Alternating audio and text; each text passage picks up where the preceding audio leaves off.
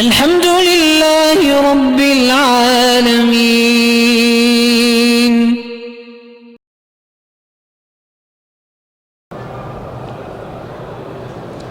وضو کے بعد اگر کوئی آدمی اپنی بیوی کو بوسہ دیتا ہے وضو نہیں ٹوٹتا.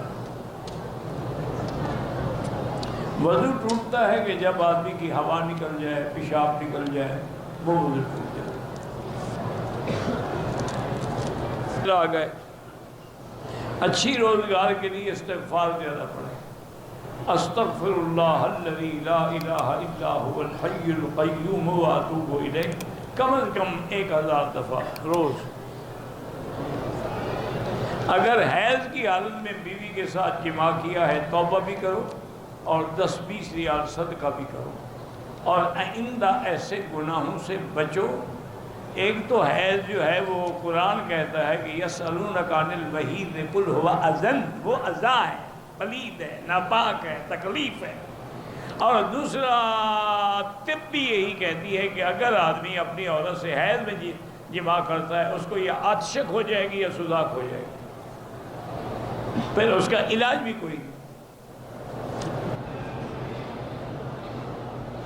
بہرحال نشے والی چھالی، بعد نشے والی جو چیز بھی ہے کل مسکر حرام قلیلہ و کثیرہ حرام.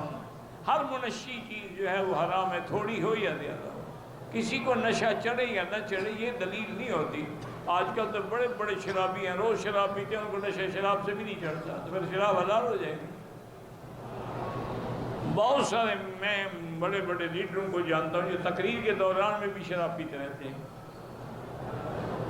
بس احتیاط اتنا کرتے ہیں کہ وہ شراب ایسی ہوتی ہے جیسے ہوا نہیں آتی، جانی واکر وغیرہ ہوتا ہے سفید قسم کا، وہ پیتے ہیں. انا للہ و انا الیہ راجعون.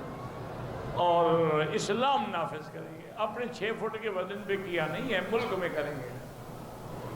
دعا کرو اللہ ہدایت دے، کوئی ہمارے دشمن تو نہیں ہے. جو آدمی اپنے بدن پہ اسلام نافذ نہ کر سکے، اپنے گھر میں نافذ نہ کر سکے، وہ کون کرے گا؟ یہ تو باتیں ہیں.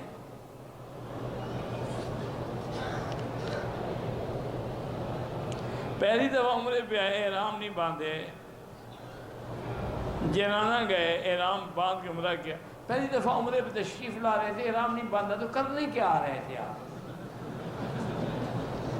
یعنی یہاں کعبہ شریف آپ کے لیے اداس تھا یا مکے والوں نے خط لکھا تھا کہ ہمیں چہرہ دکھا جاؤ، مہربانی کرو؟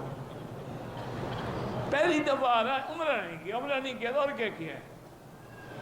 جنانہ نے عمرہ کیا، کیا ہو گیا؟ وہ تمہارا اصل عمرہ تو کیا نا. دم بھی ادا کرو اور استغفار بھی کرو. جس عمرے کے لیے تم آ رہے تھے وہ تو تمہیں نہیں ملا.